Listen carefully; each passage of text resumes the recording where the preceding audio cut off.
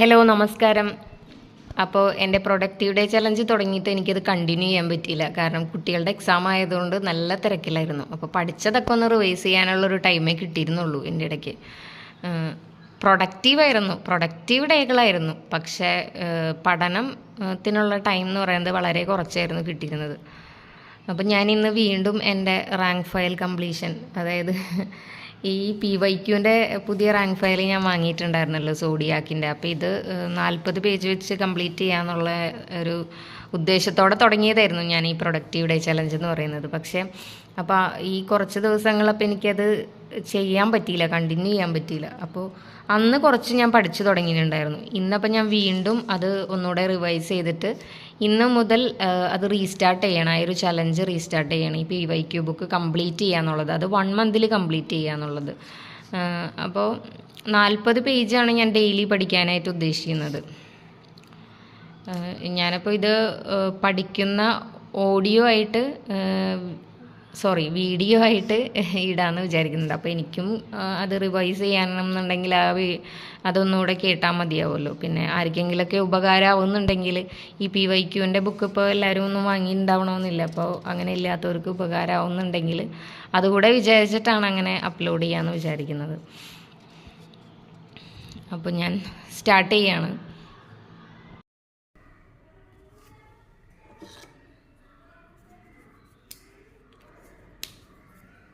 First question, 2022 ജനുവരി 21 3 സംസ്ഥാനങ്ങൾ അവരുടെ 50ാം സംസ്ഥാന ദിനം ആചരിച്ചു. താഴെ പറയുന്നവയിൽ ഏതാണ് ഈ 3-ൽ ഒന്നല്ലാത്തത്? ഇതിൽ മണിപ്പൂർ, മേഘാലയ, നാഗാലാൻഡ്, ത്രിപുര ഇങ്ങനെ 4 ഓപ്ഷൻ കൊടുത്തതിൽ നാഗാലാൻഡാണ് ഇതിൽ ഉൾപ്പെടാത്തത്. അപ്പോൾ 2022 ജനുവരി 21 3 സംസ്ഥാനങ്ങൾ അവരുടെ 50ാമത്തെ സംസ്ഥാന ദിനം ആചരിച്ചു. മണിപ്പൂർ, മേഘാലയ, ത്രിപുര. 2022 ജനുവരി 21 3 സംസ്ഥാനങ്ങൾ അവരുടെ 50ാം സംസ്ഥാന ദിനം ആചരിച്ചു. മണിപ്പൂർ, മേഘാലയ, ത്രിപുര. ഇതിൽ ചോദ്യത്തിൻ്റെ ഉറവിടം വിവിധ പത്രവാർത്താ മാധ്യമങ്ങളാണെന്ന് കൊടുത്തിട്ടുണ്ട്. ഇനി അതിൻ്റെ അഡീഷണൽ ഫാക്ട്സ്. മണിപ്പൂർ, മേഘാലയ, ത്രിപുര എന്നീ സംസ്ഥാനങ്ങളാണ് 2022 ജനുവരി 21 50ാം സംസ്ഥാന ദിനം ആചരിച്ചത്. Manipur, Meghalaya, Tripura. North east region reorganisation act 1971 പ്രകാരം 21 ജനുവരി 1972 മണിപ്പൂർ, മേഘാലയ, ത്രിപുര എന്നീ സംസ്ഥാനങ്ങൾക്ക് സംസ്ഥാന പദവി ലഭിക്കുന്നത്. അപ്പോൾ നോർത്ത് ഈസ്റ്റ് റീജിയൻ ഓർഗനൈസേഷൻ്റെ act 1971 north east region reorganisation act. North ഈസ്റ്റിൽ വരുന്ന സ്റ്റേറ്റ്സ് ആണല്ലോ ഇതൊക്കെ. അപ്പോൾ north east region reorganisation act 1971 പ്രകാരം 21 ജനുവരി 1972 മണിപ്പൂർ, മേഘാലയ, ത്രിപുര എന്നീ സംസ്ഥാനങ്ങൾക്ക് സംസ്ഥാന പദവി ലഭിക്കുന്നത്. അപ്പോൾ അതിൻ്റെ 50ാം സംസ്ഥാന ദിനം ആചരിച്ചത് 2022 ജനുവരി 21. നാട്ടുരാജ്യങ്ങളായിരുന്ന ത്രിപുരയും മണിപ്പൂരും 1949 ഒക്ടോബറിലാണ് ഇന്ത്യൻ യൂണിയനിൽ സംയോജിച്ചത്. 1949 ഒക്ടോബറിലാണ് ഈ ത്രിപുരയും മണിപ്പൂരും ഇന്ത്യൻ യൂണിയനിൽ സംയോജിച്ചത്. അതേസമയം മേഘാലയ അസമിൻ്റെ ഭാഗമായിരുന്നു. 1969 അസം പുനഃസംഘടനാ നിയമത്തിലൂടെ മേഘാലയയ്ക്ക് സ്വയംഭരണ സംസ്ഥാന അംഗീകാരം ലഭിച്ചു. 1969 അസം പുനഃസംഘടനാ നിയമത്തിലൂടെ മേഘാലയയ്ക്ക് സ്വയംഭരണ സംസ്ഥാന അംഗീകാരം ലഭിച്ചു. അപ്പോൾ 1949 ഒക്ടോബറിലാണ് ത്രിപുരയും മണിപ്പൂരും ഇന്ത്യൻ യൂണിയനിൽ സംയോജിച്ചത്. മേഘാലയ അപ്പോൾ അസമിൻ്റെ ഭാഗമായിരുന്നു. 1969 അസം പുനഃസംഘടനാ നിയമത്തിലൂടെ മേഘാലയയ്ക്ക് സ്വയംഭരണ സംസ്ഥാന അംഗീകാരം ലഭിച്ചു.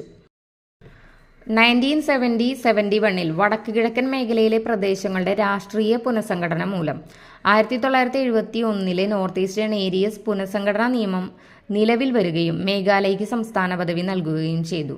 അപ്പോൾ മേഘാലയയ്ക്ക് സ്വയംഭരണ സംസ്ഥാന അംഗീകാരം ലഭിച്ചത് 1969 പറഞ്ഞു. ആദ്യം ഇത് അസമിൻ്റെ ഭാഗമായിരുന്നു. 1969 അസം പുനഃസംഘടനാ നിയമത്തിലൂടെ മേഘാലയയ്ക്ക് സ്വയംഭരണ സംസ്ഥാന അധികാരം ലഭിച്ചത്. അപ്പോൾ 1970-71 ഈ വടക്ക് കിഴക്കൻ മേഖലയിലെ പ്രദേശങ്ങളുടെ രാഷ്ട്രീയ പുനഃസംഘടന മൂലം 1971 നോർത്ത് ഈസ്റ്റേൺ ഏരിയസ്, അതായത് ആ പുനഃസംഘടനാ നിയമം നിലവിൽ വരികയും മേഘാലയയ്ക്ക് സംസ്ഥാന പദവി നൽകുകയും ചെയ്തു. ഇനി ഇവിടെ ഓരോ സംസ്ഥാനങ്ങളും ആ സംസ്ഥാനങ്ങൾ നിലവിൽ വന്ന വർഷങ്ങളുമാണ് കൊടുത്തിരിക്കുന്നത്. 1950 ജനുവരി 26-നാണ് ഉത്തർപ്രദേശ് നിലവിൽ വന്നത്. 1950 ജനുവരി 26-ന്. അപ്പോൾ 1950 മുതൽ വന്ന സ്റ്റേറ്റുകളുടെ വർഷങ്ങളാണ് കൊടുത്തിരിക്കുന്നത്. ഫസ്റ്റ് 1950, 50 ജനുവരി 26-ന് ഉത്തർപ്രദേശ്. അത് കഴിഞ്ഞ് 1956 നവംബർ 1-ന് കുറേ സ്റ്റേറ്റുകൾ നിലവിൽ വന്നിട്ടുണ്ട്. കേരളം നമുക്കറിയാവുന്നതാണ്. 1956 നവംബർ 1-നാണ് കേരളം നിലവിൽ വന്നത്. അതുകൂടാതെ കർണാടക, തമിഴ്നാട്, ആന്ധ്രാപ്രദേശ്, ബീഹാർ, ഒഡീഷ, പഞ്ചാബ്, രാജസ്ഥാൻ, അസം, പശ്ചിമ ബംഗാൾ, മധ്യപ്രദേശ്, ഇത്രയും സ്റ്റേറ്റ്സ് നിലവിൽ വന്നത് 1956 നവംബർ 1-നാണ്. അപ്പോൾ എത്ര സ്റ്റേറ്റ്സ് ഉണ്ട്? 1, 2, 3, 4, 5, 6, 7, 8, 9, 10, 11 സ്റ്റേറ്റ്സ്. 11 സ്റ്റേറ്റ്സ് 1956 നവംബർ 1-ന് നിലവിൽ വന്നിട്ടുണ്ട്. ഏതൊക്കെയാണ്? കേരളം, കർണാടക, തമിഴ്നാട്, ആന്ധ്രാപ്രദേശ്, ബീഹാർ, ഒഡീഷ, പഞ്ചാബ്, രാജസ്ഥാൻ, അസം, പശ്ചിമ ബംഗാൾ, മധ്യപ്രദേശ്. ഇത്രയും സ്റ്റേറ്റുകളാണ് 1956 നവംബർ 1-ന് നിലവിൽ വന്നത്.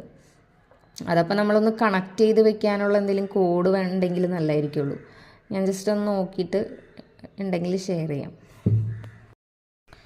ഇത് ഞാൻ ഉണ്ടാക്കിയൊരു കോഡാണ് കേട്ടോ. അപ്പോൾ അത് എല്ലാവർക്കും പറ്റണമെന്നില്ല. നിങ്ങൾക്കൊക്കെ നല്ല നല്ല കോഡുകൾ കിട്ടുകയാണെങ്കിൽ കമൻറ്റ് ചെയ്യുക. അപ്പോൾ ഇത് ഞാൻ ഉണ്ടാക്കിയൊരു കോഡാണ്. കെ എന്ന് പറയുന്ന ആൾ, നമ്മൾ ടോബ എന്ന് പറഞ്ഞിട്ടൊരു പാട്ട് ഇപ്പോൾ ട്രെൻഡിങ് ആയിട്ടുള്ള പാട്ടുണ്ടല്ലോ. അപ്പം TOBA ടോബ, അത് ടോബാം എന്നാക്കി നമ്മൾ. ടോബാം എന്ന് പറഞ്ഞാൽ റാപ്പ് പാടി, RAPP, റാപ്പിന് നമ്മുടെ PP ഉണ്ട് കേട്ടോ സ്പെല്ലിങ്.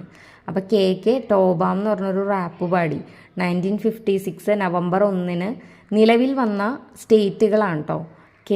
ടോബാം എന്ന് പറഞ്ഞ റാപ്പ് പാടി എന്ന് ആലോചിച്ചിരിക്കണം. ടോബാം എന്ന് പറഞ്ഞൊരു റാപ്പ് പാടി. അപ്പോൾ കേരളവും Karnataka, T Tamil Nadu, O Odisha, B Bihar, A Andhra Pradesh, M എന്ന് പറയുന്ന മധ്യപ്രദേശാണ് കേട്ടോ, മധ്യപ്രദേശ്. പിന്നെ R രാജസ്ഥാൻ, പിന്നെ പറയുന്ന A ആണ് ആസാം. പിന്നെ 2 PP ഉണ്ട്. PP എന്ന് പറയുമ്പോൾ പഞ്ചാബും പശ്ചിമ ബംഗാളുമാണ്. അപ്പോൾ ടോബാം എന്ന് പറഞ്ഞ റാപ്പ് പാടി. അങ്ങനെയാണ് ഞാൻ ഓർത്ത് വയ്ക്കാമെന്ന് ഉദ്ദേശിക്കുന്നത് കേട്ടോ. അല്ലെങ്കിൽ എനിക്ക് ഇത്രയും സ്റ്റേറ്റുകൾ ഈ ഒരു ഡേറ്റിൽ ഫോം ചെയ്തു എന്നുള്ളത് എനിക്ക് ഓർത്ത് വയ്ക്കാൻ പറ്റില്ല. അപ്പോൾ ആർക്കെങ്കിലും യൂസ്ഫുൾ ആവുകയാണെങ്കിൽ ഉപയോഗിക്കാം. നെക്സ്റ്റ് 1960 മെയ് 1-ന് 2 സ്റ്റേറ്റുകളാണ് കേട്ടോ നിലവിൽ വന്നിരിക്കുന്നത്. മഹാരാഷ്ട്രയും ഗുജറാത്തുമാണ്. 1960 മെയ് 1-ന് 2 സ്റ്റേറ്റുകളാണ്, മഹാരാഷ്ട്രയും ഗുജറാത്തും. മഹാരാഷ്ട്ര, ഗുജറാത്ത്. പിന്നെ 1963 ഡിസംബർ 1-ന് നാഗാലാൻഡ് നിലവിൽ വന്നിട്ടുണ്ട്. നാഗാലാൻഡ് 1963 ഡിസംബർ 1-നാണ്. ഇനി ഹരിയാന 1966 നവംബർ 1-നാണ്. 1966 നവംബർ 1-ന്. ഇപ്പം ഇതെല്ലാം കൂടെ നമുക്ക് ഓർമ്മ ഉണ്ടാവില്ല. അപ്പോൾ ഇനിയുള്ളതൊക്കെ ഞാൻ ഒരു 1 ടൈമൊക്കെ ഒരു 2 ടൈംസ് വായിച്ച് പോവാം. പിന്നെ അത് റിവൈസ് ചെയ്യാം. ഇടയിലൊക്കെ വരുമ്പോൾ നിങ്ങൾ റിവൈസ് ചെയ്ത് നോക്കാം.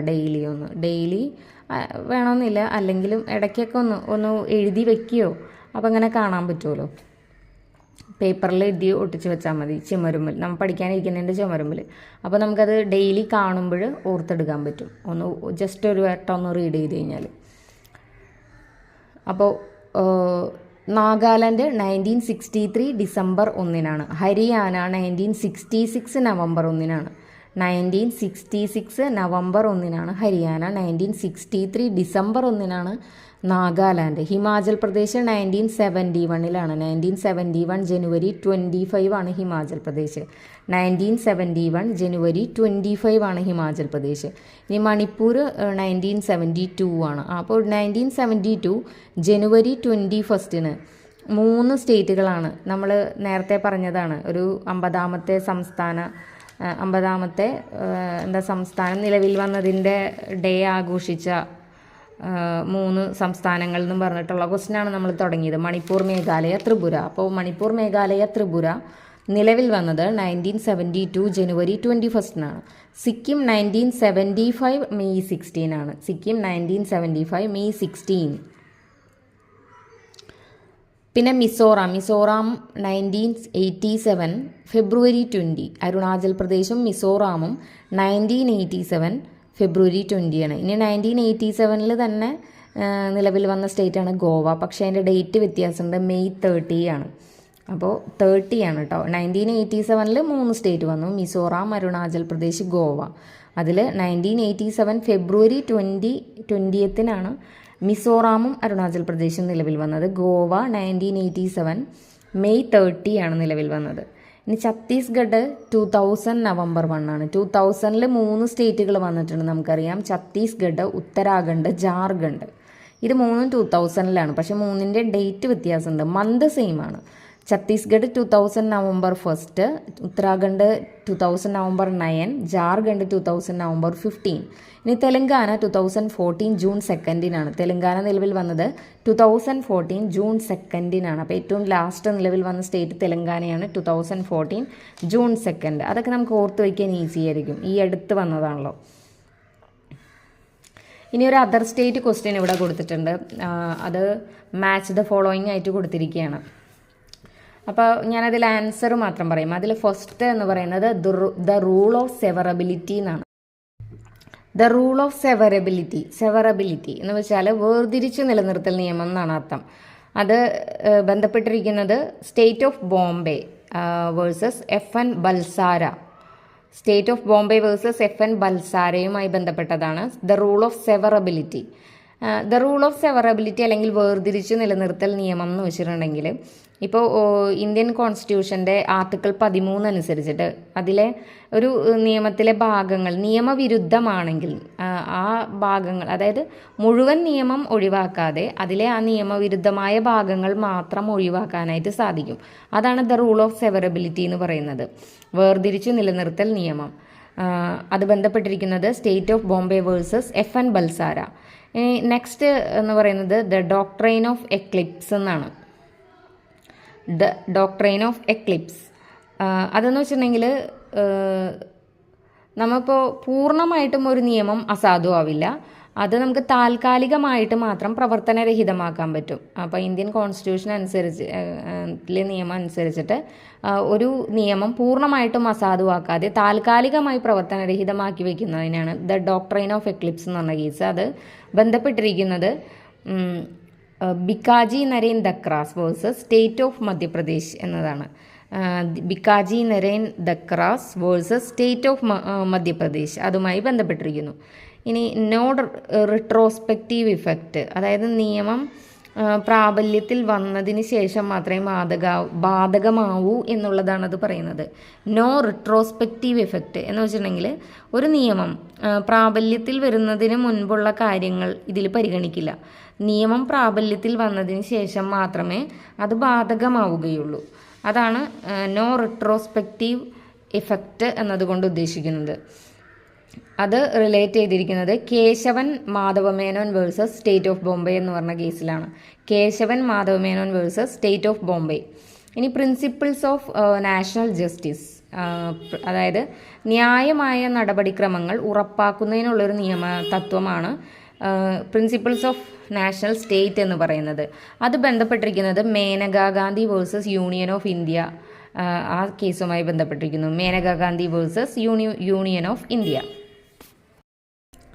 നെക്സ്റ്റ് ക്വസ്റ്റ്യൻ, വ്യവസായികവൽക്കരണത്തിൻ്റെ അടിസ്ഥാനത്തിൽ സാമ്പത്തിക വികസനത്തിന് ഒരു പദ്ധതി തയ്യാറാക്കുന്നതിനായി 1938 ദേശീയ ആസൂത്രണ സമിതി, അതായത് ആസൂത്രണ കമ്മീഷന്റെ മുൻഗാമിയായിരുന്നു ദേശീയ ആസൂത്രണ സമിതി, സ്ഥാപിക്കുന്നതിൽ പ്രധാന പങ്കുവഹിച്ചത് ആരാണ് എന്നാണ്. ഇതിൻ്റെ ഉറവിടം പറഞ്ഞിരിക്കുന്നത് indianculture.gov.in എന്ന് പറഞ്ഞൊരു സൈറ്റാണ് കേട്ടോ.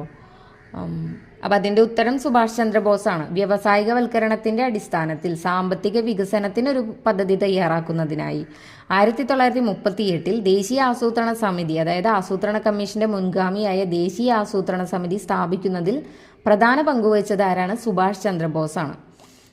അതിൻ്റെ അഡീഷണൽ ഫാക്ട്സ് കൊടുത്തിട്ടുണ്ട്. 1938 ഒക്ടോബറിൽ ഇന്ത്യൻ നാഷണൽ കോൺഗ്രസിന്റെ പ്രസിഡന്റായിരുന്നു സുഭാഷ് ചന്ദ്രബോസ്. അപ്പോൾ ഈ സുഭാഷ് ചന്ദ്രബോസാണ് ദേശീയ ആസൂത്രണ സമിതി, ദ നാഷണൽ പ്ലാനിംഗ് കമ്മിറ്റി സ്ഥാപിച്ചത്. ദേശീയ ആസൂത്രണ സമിതിയുടെ പ്രധാന ലക്ഷ്യം എന്തായിരുന്നു? ഇന്ത്യയിലെ വ്യവസായങ്ങളുടെ പുരോഗതിയായിരുന്നു. വ്യവസായികവൽക്കരണത്തിന്റെ അടിസ്ഥാനത്തിൽ സാമ്പത്തിക വികസനത്തിനുള്ളൊരു പദ്ധതി തയ്യാറാക്കുന്നതിനായിട്ടാണല്ലോ 1938 ഒക്ടോബറിൽ ഈ ദേശീയ ആസൂത്രണ സമിതി സ്ഥാപിച്ചത്. ആരാണ് ഈ സ്ഥാപിക്കുന്നതിൽ പ്രധാന പങ്ക് വഹിച്ചത്? സുഭാഷ് ചന്ദ്രബോസാണ്. ദേശീയാസൂത്രണ സമിതിയുടെ പ്രധാന ലക്ഷ്യം എന്തായിരുന്നു? ഇന്ത്യയിലെ വ്യവസായങ്ങളുടെ പുരോഗതിയായിരുന്നു. ദേശീയ ആസൂത്രണ സമിതിയിലെ അംഗങ്ങളുടെ എണ്ണം എന്ന് പറയുന്നത് 10 അംഗങ്ങളായിരുന്നു. ചെയർമാൻ കൂടാതെ 10 അംഗങ്ങളായിരുന്നു കേട്ടോ. ദേശീയ ആസൂത്രണ സമിതിയിൽ ചെയർമാൻ കൂടാതെ 10 അംഗങ്ങളുണ്ടായിരുന്നു. ദേശീയ ആസൂത്രണ സമിതിയിലെ പ്രധാന അംഗങ്ങളായിരുന്നു എം വിശ്വേശ്വരയ്യ, പുരുഷോത്തം ദാസ് താക്കൂർദാസ്, മേഘനാഥ് സാഹ, അംബലൽ സാരാഭായ്. ദേശീയ ആസൂത്രണ സമിതിയിലെ പ്രധാന അംഗങ്ങൾ ആരൊക്കെയായിരുന്നു? എം വിശ്വേശ്വരയ്യ, പുരുഷോത്തം ദാസ് താക്കൂർദാസ്, മേഘനാഥ് സാഹ, അംബലൽ സാരാഭായ്. ആരൊക്കെയായിരുന്നു? എം വിശ്വേശ്വരയ്യ, പുരുഷോത്തം ദാസ് താക്കൂർദാസ്, മേഘനാഥ് സാഹ, അംബലാൽ സാരാഭായ്. ഇനി കേന്ദ്ര മന്ത്രിസഭ ഒരു പ്രമേയത്തിലൂടെ ആസൂത്രണ കമ്മീഷന് രൂപം നൽകിയ വർഷം 1950 മാർച്ച് 15. അതായത് ഈ ദേശീയ ആസൂത്രണ സമിതിയുടെ പിൻഗാമി ആയിരുന്നു. അതായത് ഈ ദേശീയ ആസൂത്രണ സമിതിയാണ് ആദ്യം വന്നത്. അതിന് റിലേറ്റഡ് ആയിട്ടൊരു ബോക്സിൽ കൊടുത്തിരിക്കുന്നതാണ്. ഈ കേന്ദ്ര മന്ത്രിസഭ ഒരു പ്രമേയത്തിലൂടെ ആസൂത്രണ കമ്മീഷന് രൂപം നൽകിയ വർഷം 1950 മാർച്ച് 15. നാഷണൽ പ്ലാനിംഗ് കമ്മീഷൻ നിലവിലെ നീതി ആയോഗായി മാറിയതെന്നാണ് 2015 ജനുവരി 1. അപ്പം ഇപ്പോൾ നിലവിലുള്ളത് നീതി ആയോഗാണ്. നീതി ആയോഗ് നിലവിൽ വന്നത് 2015 ജനുവരി 1. അത് നാഷണൽ പ്ലാനിംഗ് കമ്മീഷൻ, അതായത് ആസൂത്രണ കമ്മീഷൻ, അത് വന്നതെന്നാണ് 1950 മാർച്ച് 15. ഇനി അതിൻ്റെ മുൻഗാമിയായ ദേശീയ ആസൂത്രണ സമിതി നിലവിൽ വന്നത് 1938. 38 ഒക്ടോബറിൽ. ഇനി അതിൻ്റെ രൂപീകരണത്തിൽ പ്രധാന പങ്ക് വഹിച്ചത് സുഭാഷ് ചന്ദ്രബോസാണ്. അതിൻ്റെ പ്രധാന ലക്ഷ്യം എന്തായിരുന്നു? ഇന്ത്യയിലെ വ്യവസായങ്ങളുടെ പുരോഗതിയായിരുന്നു. അതിൽ ദേശീയ ആസൂത്രണ സമിതിയിൽ അംഗങ്ങൾ 10 അംഗങ്ങളുണ്ടായിരുന്നു. ചെയർമാനെ കൂടാതെ 10 അംഗങ്ങളുണ്ടായിരുന്നു. ഇനി ദേശീയ ആസൂത്രണ സമിതിയിലെ പ്രധാന അംഗങ്ങൾ ആരൊക്കെയായിരുന്നു? എം വിശ്വേശ്വരയ്യ, പുരുഷോത്തം ദാസ് താക്കൂർദാസ്, മേഘനാഥ് സാഹ, അംബലൽ സാരാഭായ്. ഓക്കെ. ഇനി ദേശീയ ആസൂത്രണ സമിതിയുടെ പ്രഥമ അധ്യക്ഷൻ ആരായിരുന്നു? ജവഹർലാൽ നെഹ്റു ആയിരുന്നു ദേശീയ ആസൂത്രണ സമിതി. 1938 നിലവിൽ വന്ന ദേശീയ ആസൂത്രണ സമിതിയുടെ പ്രഥമ അധ്യക്ഷനായിരുന്നു ജവഹർലാൽ നെഹ്റു. ആദ്യ സമ്മേളനം നടന്നത് 1938 തന്നെ ബോംബെയിൽ വെച്ചായിരുന്നു. ഡിസംബർ 17 1938 ഡിസംബർ 17 ബോംബെയിൽ വെച്ചിട്ടായിരുന്നു ദേശീയ ആസൂത്രണ സമിതിയുടെ ആദ്യ സമ്മേളനം നടന്നത്. അതിൻ്റെ പ്രഥമ അധ്യക്ഷനായിരുന്നു ജവഹർലാൽ നെഹ്റു. ഇന്ത്യയുടെ ഇക്കണോമിക് കൾച്ചർ, സ്പിരിച്വൽ ഡെവലപ്മെൻറ്റിന് വേണ്ടി പദ്ധതികൾ തയ്യാറാക്കുന്നതിന് ആസൂത്രണ സമിതി സബ് കമ്മിറ്റികൾക്ക് രൂപം നൽകിയിരുന്നു. അപ്പോൾ ഇന്ത്യയുടെ ഇക്കണോമിക് കൾച്ചർ, സ്പിരിച്വൽ ഡെവലപ്മെൻറ്റിന് വേണ്ടിയിട്ട്, ഇക്കണോമിക് കൾച്ചർ ആൻഡ് സ്പിരിച്വൽ ഡെവലപ്മെൻറ്റിന് വേണ്ടിയിട്ട് പദ്ധതികൾ തയ്യാറാക്കുന്നതിനായിട്ട് ആസൂത്രണ സമിതി സബ് കമ്മിറ്റികൾക്ക് രൂപം നൽകിയിരുന്നു. ബ്രിട്ടീഷ് ചൂഷണവും ഇന്ത്യയുടെ വികസന മുരടിപ്പും എങ്ങനെ തരണം ചെയ്യാം എന്ന് ചർച്ച ചെയ്ത ഇന്ത്യൻ നാഷണൽ കോൺഗ്രസ് സമ്മേളനം ഏതായിരുന്നു? കറാച്ചി സമ്മേളനമാണ് 1931. ദേശീയ ആസൂത്രണ സമിതിയൊക്കെ രൂപപ്പെടുന്നതിന് മുൻപ് 1931 കറാച്ചി സമ്മേളനത്തിലാണ് ബ്രിട്ടീഷ് ചൂഷണവും ഇന്ത്യയുടെ വികസന മുരടിപ്പും എങ്ങനെ തരണം ചെയ്യാമെന്ന് ചർച്ച ചെയ്ത ഇന്ത്യൻ നാഷണൽ കോൺഗ്രസ് സമ്മേളനമായിരുന്നു കറാച്ചി സമ്മേളനം 1931. ഇനി 1944 ഇന്ത്യയിലെ ഒരു സംഘം വ്യവസായികൾ ബോംബെ നഗരത്തിൽ സമ്മേളിച്ച് ഇന്ത്യയുടെ സാമ്പത്തിക വികസനത്തിന് വേണ്ടി തയ്യാറാക്കിയ ഒരു പദ്ധതിയാണ് ബോംബെ പദ്ധതി. അത് 1944. 1944 ഇന്ത്യയിലെ ഒരു സംഘം വ്യവസായികൾ ബോംബെ നഗരത്തിൽ സമ്മേളിച്ച് ഇന്ത്യയുടെ സാമ്പത്തിക വികസനത്തിന് വേണ്ടി തയ്യാറാക്കിയ പദ്ധതിയാണ് ബോംബെ പദ്ധതി. ഇനി പ്രമുഖ സാമൂഹ്യ പ്രവർത്തകനായ എം.എൻ. റോയ് ആവിഷ്കരിച്ച ജനകീയ പദ്ധതിയായിരുന്നു പീപ്പിൾസ് പ്ലാൻ. ജനകീയ പദ്ധതി ഇന്ത്യയുടെ ആസൂത്രണ ആശയങ്ങൾക്ക് കരുത്തേകിയത്. പ്രമുഖ സാമൂഹ്യ പ്രവർത്തകനായ എം.എൻ. റോയ് ആവിഷ്കരിച്ച ജനകീയ പദ്ധതി പീപ്പിൾസ് പ്ലാൻ ഇന്ത്യയുടെ ആസൂത്രണ ആശയങ്ങൾക്ക് കരുത്തേകി. ഇനി സ്വതന്ത്ര ഭാരതത്തിൽ ആദ്യമായി വ്യാവസായിക നയം രൂപീകരിച്ച വർഷം എന്നാണ്? 1948. 1944 എന്തായിരുന്നു? ഇന്ത്യയിലെ ഒരു സംഘം വ്യവസായികൾ ബോംബെ നഗരത്തിൽ സമ്മേളിച്ച് ഇന്ത്യയുടെ സാമ്പത്തിക വികസനത്തിന് വേണ്ടിയുള്ള പദ്ധതികൾ തയ്യാറാക്കി. അതായിരുന്നു ബോംബെ പദ്ധതി. 1948 സ്വതന്ത്ര ഭാരതത്തിൽ ആദ്യമായി വ്യാവസായിക നയം രൂപീകരിച്ചു. ആസൂത്രണത്തിലൂടെ ഇന്ത്യയുടെ വികസനം എന്ന ലക്ഷ്യത്തിന് കരുത്തേകിയത് 1948 വ്യാവസായിക നയമായിരുന്നു. ആസൂത്രണത്തിലൂടെ ഇന്ത്യയുടെ വികസനം എന്ന ലക്ഷ്യത്തിന് കരുത്തേകിയത് 1948 വ്യാവസായിക നയമായിരുന്നു. ഇനി ഇന്ത്യൻ സാമ്പത്തികാസൂത്രണത്തിന് വ്യക്തമായ മാർഗനിർദ്ദേശങ്ങൾ നൽകിയ വ്യക്തിയായിരുന്നു എം വിശ്വേശ്വരയ്യ. ഇന്ത്യൻ സാമ്പത്തികാസൂത്രണത്തിന് വ്യക്തമായ മാർഗനിർദ്ദേശങ്ങൾ നൽകിയ വ്യക്തിയായിരുന്നു എം വിശ്വേശ്വരയ്യ. ഇന്ത്യൻ ആസൂത്രണത്തിന്റെ പിതാവ് എന്നറിയപ്പെടുന്നതും എം വിശ്വേശ്വരയ്യ. ഇന്ത്യയുടെ ആസൂത്രിത സമ്പദ് വ്യവസ്ഥ, അതായത് പ്ലാൻഡ് എക്കണോമി ഓഫ് ഇന്ത്യ എന്ന വിഖ്യാത ഗ്രന്ഥം രചിച്ചത് ആരാണ്? എം വിശ്വേശ്വരയ്യ ആണ്. ഇന്ത്യയുടെ ആസൂത്രിത സമ്പദ് വ്യവസ്ഥ പ്ലാൻഡ് എക്കണോമി ഓഫ് ഇന്ത്യ എന്ന വിഖ്യാത ഗ്രന്ഥം രചിച്ചത് എം വിശ്വേശ്വരയ്യാണ്. ഇനി ഇതിൽ ഒരു അതർ സ്റ്റേറ്റ് PSCന്റെ ക്വസ്റ്റ്യൻ കൊടുത്തിട്ടുണ്ട്. Flag Satyagraha in 1923 was held in, എവിടെയാണ്? നാഗ്പൂരിലാണ്. ഫ്ലാഗ് സത്യാഗ്രഹ കേട്ടോ, flag Satyagraha in 1923 1923 was held in Nagpur. Next question, 1933 Mahatma Gandhi എല്ലാ രാഷ്ട്രീയ പ്രവർത്തനങ്ങളിൽ നിന്നും പിന്മാറുകയും 12504 മൈൽ ദൂരത്തിൽ രാജ്യവ്യാപകമായി പര്യടനം നടത്തുകയും ചെയ്തു. ഈ പര്യടനം അറിയപ്പെടുന്നത് എന്താണ്? ഹരിജൻ യാത്ര. ഹരിജൻ യാത്ര അല്ലെങ്കിൽ പര്യടനം 1933 1933 മഹാത്മാഗാന്ധി എല്ലാ രാഷ്ട്രീയ പ്രവർത്തനങ്ങളിൽ നിന്നും പിന്മാറുകയും 12504 മൈൽ ദൂരത്തിൽ രാജ്യവ്യാപകമായി പര്യടനം നടത്തുകയും ചെയ്തു. ഈ പര്യടനമാണ് ഹരിജൻ യാത്ര. ഇനി അതിൻ്റെ റിലേറ്റഡ് ആയിട്ടുള്ള കുറച്ച് SCERT NCERT ഫാക്ട്സ് തന്നിട്ടുണ്ട്. ഹരിജൻ സേവക് സംഘ് രൂപീകരിച്ച വർഷം 1932 ഹരിജൻ സേവക് സംഘ് രൂപീകരിച്ച വർഷം 1932. അതിൻ്റെ ആസ്ഥാനം ഡൽഹിയാണ്. 1932 ഗാന്ധിജി യർവാദ ജയിലിൽ നിരാഹാരം കിടന്ന സമയത്ത് രൂപീകരിച്ച സംഘടനയാണ് ഈ ഹരിജൻ സേവക് സംഘ്. ഹരിജൻ സേവക് സംഘ് രൂപീകരിച്ചതെന്നാണ് 1932. ആസ്ഥാനം ഡൽഹിയാണ്. ഗാന്ധിജി യർവാദ ജയിലിൽ നിരാഹാരം കിടന്ന സമയത്ത് രൂപീകരിച്ച സംഘടനയാണ് ഹരിജൻ സേവക് സംഘ്.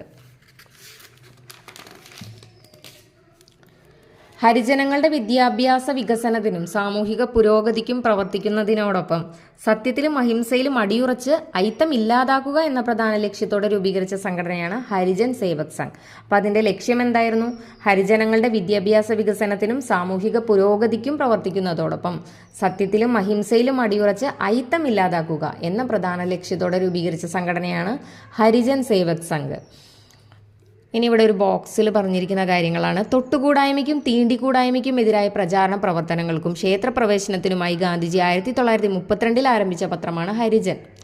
തൊട്ടുകൂടായ്മ, തീണ്ടിക്കൂടായ്മ ഇതിനൊക്കെ എതിരായിട്ട് അതിനുള്ള പ്രചാരണ പ്രവർത്തനങ്ങൾക്കും പിന്നെ ക്ഷേത്രപ്രവേശനത്തിനുമൊക്കെ ആയിട്ട് ഗാന്ധിജി 1932 ആരംഭിച്ച പത്രമാണ് ഹരിജൻ. 32 അപ്പോൾ 1932 ഹരിജൻ സേവക് സംഘ് സ്ഥാപിച്ചിരുന്നു. അത് യർവാദ ജയിലിൽ കിടക്കുമ്പോൾ ആണ് അദ്ദേഹം സ്ഥാപിച്ചത്. യർവാദ ജയിലിൽ നിരാഹാരം കിടന്ന സമയത്ത് രൂപീകരിച്ചതാണ് ഹരിജൻ സേവക് സംഘ്. അതും 1932. അതിൻ്റെ ലക്ഷ്യം എന്തായിരുന്നു? ഹരിജനങ്ങളുടെ വിദ്യാഭ്യാസ വികസനം, സാമൂഹിക പുരോഗതി, അതോടൊപ്പം തന്നെ സത്യത്തിലും അഹിംസയിലും അടിയുറച്ച് അയിത്തം ഇല്ലാതാക്കുക എന്ന പ്രധാന ലക്ഷ്യവും ഉണ്ടായിരുന്നു. അപ്പോൾ 1932 തന്നെയാണ് ഹരിജൻ എന്ന പത്രം ആരംഭിച്ചത്. അതെന്തിനായിരുന്നു? തൊട്ടുകൂടായ്മയും തീണ്ടിക്കൂടായ്മയ്ക്കും എതിരായ പ്രചാരണ പ്രവർത്തനങ്ങൾക്കും ക്ഷേത്രപ്രവേശനത്തിനുമൊക്കെ ആയിട്ട് ആരംഭിച്ചതാണ് ഹരിജൻ എന്ന പത്രം. തൊട്ടുകൂടായ്മയെക്കുറിച്ചുള്ള അവബോധം വളർത്താനും സാമൂഹിക പരിഷ്കരണങ്ങൾ പ്രോത്സാഹിപ്പിക്കാനും ഗാന്ധി 1933 1940 മധ്യേ ആരംഭിച്ച പ്രസിദ്ധീകരണങ്ങളായിരുന്നു. ഏതൊക്കെയാണ്? ഹരിജൻ, ഇംഗ്ലീഷിൽ ഹരിജൻ, ഹരിജൻ ബന്ധു ഗുജറാത്തിയിൽ ആരംഭിച്ചു, ഹരിജൻ സേവക് ഹിന്ദിയിൽ ആരംഭിച്ചു. അപ്പോൾ 1932 തൊട്ടുകൂടായ്മയ്ക്കും തീണ്ടിക്കൂടായ്മയ്ക്കും എതിരായ പ്രചാരണ പ്രവർത്തനങ്ങൾക്കും ക്ഷേത്രപ്രവേശനത്തിനുമായിട്ട് ഗാന്ധിജി ഹരിജൻ എന്ന പത്രം ആരംഭിച്ചു. അത് ഗാന്ധിജി ജയിൽവാസത്തിൽ ആയിരുന്നപ്പോൾ ആരംഭിച്ച പത്രം ഏതാണെന്ന് ചോദിച്ചാലും ഹരിജൻ എന്ന പത്രമാണ്. അപ്പോൾ ഈ തൊട്ടുകൂടായ്മയെക്കുറിച്ചുള്ള അവബോധം വളർത്താനും സാമൂഹ്യ പരിഷ്കരണങ്ങളൊക്കെ പ്രോത്സാഹിപ്പിക്കാനുമായിട്ട് 1933 40 മധ്യേ ഗാന്ധിജി കുറച്ച് പ്രസിദ്ധീകരണങ്ങൾ ആരംഭിച്ചു. അപ്പോൾ ഗാന്ധിജി ഇംഗ്ലീഷിൽ ആരംഭിച്ച പ്രസിദ്ധീകരണമാണ് ഹരിജൻ, ഗുജറാത്തിയിൽ ഹരിജൻ ബന്ധു, ഹിന്ദിയിൽ ഹരിജൻ സേവക്. ഇനി ഹരിജൻ എന്ന വാക്കിൻ്റെ അർത്ഥം എന്താണ്? ദൈവത്തിൻ്റെ മക്കൾ എന്നാണ് ഹരിജൻ എന്ന വാക്കിൻ്റെ അർത്ഥം. പൂന കരാറിൽ ഹരിജൻ വിഭാഗങ്ങൾക്കായിട്ട് ഗാന്ധിജി മുന്നോട്ട് വെച്ച വ്യവസ്ഥകൾ എന്തൊക്കെയായിരുന്നു നോക്കാം. ഹരിജനങ്ങൾക്ക് പൊതുസേവനങ്ങളിലും പ്രാദേശിക ഭരണസമിതികളിലും മതിയായ പ്രാതിനിധ്യം ലഭിക്കണം. പൂന കരാറിൽ ഹരിജൻ വിഭാഗങ്ങൾക്കായിട്ട് ഗാന്ധിജി മുന്നോട്ട് വെച്ച വ്യവസ്ഥകളാണിതൊക്കെ. ഹരിജനങ്ങൾക്ക് പൊതുസേവനങ്ങളിലും പ്രാദേശിക ഭരണ സമിതികളിലും മതിയായ പ്രാതിനിധ്യം ലഭിക്കണം. പിന്നെ ഹരിജനങ്ങൾക്ക് കേന്ദ്ര നിയമനിർമ്മാണ സഭയിൽ 20% സീറ്റ് സംവരണം നൽകണം. ഹരിജനങ്ങൾക്ക് കേന്ദ്ര നിയമനിർമ്മാണ സഭയിൽ 20% സീറ്റ് സംവരണം നൽകണം. ഹരിജനങ്ങളുടെ സാക്ഷരതാ പ്രവർത്തനത്തിന് പ്രത്യേക സാമ്പത്തിക സഹായം കൊടുക്കണം. ഹരിജനങ്ങൾക്ക് കേന്ദ്ര നിയമനിർമ്മാണ സഭയിൽ 20% സീറ്റ് സംവരണം, പ്രാദേശിക ഭരണസമിതികളിലും പൊതുസേവനങ്ങളിലൊക്കെ പ്രാതിനിധ്യം, ഹരിജനങ്ങളുടെ സാക്ഷരതാ പ്രവർത്തനത്തിന് പ്രത്യേക സാമ്പത്തിക സഹായം. പിന്നെ ഹരിജന പ്രസ്ഥാനത്തെ സഹായിക്കുന്നതിനായി അദ്ദേഹം 1 വർഷം നീണ്ട പ്രചാരണ പരിപാടികൾ നടത്തിയിരുന്നു. മനുഷ്യത്വരഹിതമായ അയിത്താചാരത്തിനെതിരായി പൊതുജനാഭിപ്രായം രൂപപ്പെടുത്തുന്നതിനായി ഭാരത പര്യടനം നടത്തിയ വ്യക്തി കൂടിയാണ് ഗാന്ധിജി. പിന്നെ നിയമലംഘന ഉപ്പു സത്യാഗ്രഹവുമായി ബന്ധപ്പെട്ട് ഗാന്ധിജി ആരംഭിച്ച യാത്ര ഏതായിരുന്നു? ദണ്ഡി യാത്ര, എല്ലാവർക്കും അറിയാവുന്നതാണ്. ഇനി അപ്പോൾ പൂന കരാറിൽ ഹരിജൻ വിഭാഗങ്ങൾക്കായിട്ട് ഗാന്ധിജി മുന്നോട്ട് വെച്ച വ്യവസ്ഥകൾ ഏതൊക്കെയാണ്? ഹരിജനങ്ങൾക്ക് പൊതുസേവനങ്ങളിലും പ്രാദേശിക ഭരണസമിതികളിലും മതിയായ പ്രാതിനിധ്യം വേണം. പിന്നെ ഹരിജനങ്ങൾക്ക് കേന്ദ്ര നിയമനിർമ്മാണ സഭയിൽ 20% സീറ്റ് സംവരണം, ഹരിജനങ്ങളുടെ സാക്ഷരതാ പ്രവർത്തനത്തിന് പ്രത്യേക സാമ്പത്തിക സഹായം. അപ്പോൾ അതൊക്കെയായിരുന്നു പൂന കരാറിലെ ഹരിജൻ വിഭാഗങ്ങൾക്കായിട്ട് ഗാന്ധിജി മുന്നോട്ട് വെച്ച വ്യവസ്ഥകൾ. ആത്മശുദ്ധീകരണത്തിനായി ഗാന്ധിജി 21 ദിവസത്തെ ഉപവാസം അനുഷ്ഠിച്ചു. എന്നാണ്? 1933 മെയ് 8-നാണ്. 1933 മെയ് 8-ന് ആത്മശുദ്ധീകരണത്തിനായി ഗാന്ധിജി 21 ദിവസത്തെ ഉപവാസം അനുഷ്ഠിച്ചു. ഇനി ദണ്ഡിയാത്ര ആരംഭിച്ചതെന്നാണ്? ദണ്ഡിയാത്ര എന്തിനു വേണ്ടിയിട്ടുള്ളതായിരുന്നു? നിയമലംഘന ഉപ്പു സത്യാഗ്രഹവുമായി ബന്ധപ്പെട്ട് ഗാന്ധിജി ആരംഭിച്ച യാത്രയാണ് ദണ്ഡിയാത്ര. ദണ്ഡിയാത്ര ആരംഭിച്ചത് ഏത് വർഷമാണ്? 1930 മാർച്ച് 12-ന് സബർമതി ആശ്രമത്തിൽ നിന്നാണ് ആരംഭിച്ചത്. 1930 മാർച്ച് 12-ന്. ദണ്ഡിയാത്ര അവസാനിച്ചതെന്നാണ്? 1930 ഏപ്രിൽ 6-ന് ദണ്ഡി കടപ്പുറത്ത് വെച്ചിട്ടാണ് അവസാനിച്ചത്. അപ്പോൾ 1930 മാർച്ച് 12-ന് സബർമതി ആശ്രമത്തിൽ നിന്ന് ആരംഭിച്ച് 1930 ഏപ്രിൽ 6-ന് ദണ്ഡി കടപ്പുറത്ത് അവസാനിച്ചു. ഇനി ഹരിജന യാത്ര ആരംഭിച്ച സ്ഥലം എവിടെയായിരുന്നു? സേവാഗ്രാം ആശ്രമമാണ്. മഹാരാഷ്ട്രയിലുള്ള സേവാഗ്രാം ആശ്രം. അത് കുറച്ച് മറ്റേ ആ ക്വസ്റ്റ്യൻ റിലേറ്റഡ് അഡീഷണൽ ഫാക്ട്സ് ആണ്. എല്ലാം ക്വസ്റ്റ്യൻ റിലേറ്റഡ് തന്നെ. മറ്റത് SCERT NCERT കണ്ടന്റാണ് അത് ബേസ് ചെയ്തിട്ടുള്ള. ഇനി ആ ക്വസ്റ്റ്യൻ ബേസ് ചെയ്തിട്ടുള്ളത് പറയുകയാണെങ്കിൽ ഹരിജന യാത്ര എന്തിനു വേണ്ടിയിട്ടുള്ളായിരുന്നു? 1933 മഹാത്മാഗാന്ധി എല്ലാ രാഷ്ട്രീയ പ്രവർത്തനങ്ങളിൽ നിന്നും പിന്മാറുകയും 12,504 മൈൽ ദൂരത്തിൽ രാജ്യവ്യാപകമായി പര്യടനം നടത്തുകയും ചെയ്ത ആ പര്യടനമാണ് ഹരിജൻ യാത്ര. ഇനി ഈ ഹരിജൻ യാത്ര ആരംഭിച്ചത് എവിടെ നിന്നാണ്? സേവാഗ്രാം ആശ്രമത്തിൽ നിന്നാണ്. മഹാരാഷ്ട്രയിലുള്ള സേവാഗ്രാം ആശ്രമത്തിൽ നിന്നാണ് ഹരിജൻ യാത്ര ആരംഭിച്ചത്. ഹരിജൻ യാത്ര അവസാനിച്ചത് ചല്ലപ്പള്ളി, ആന്ധ്രാപ്രദേശിലുള്ള ചല്ലപ്പള്ളി എന്ന സ്ഥലത്താണ് അവസാനിച്ചത്. അപ്പോൾ ഹരിജൻ യാത്ര സേവാഗ്രാം ആശ്രമത്തിൽ നിന്ന് ആരംഭിച്ചു. മഹാരാഷ്ട്രയിലെ സേവാഗ്രാം ആശ്രമത്തിൽ നിന്ന് ആരംഭിച്ച് ആന്ധ്രാപ്രദേശിലെ ചല്ലപ്പള്ളി എന്ന സ്ഥലത്താണ് അവസാനിച്ചത്.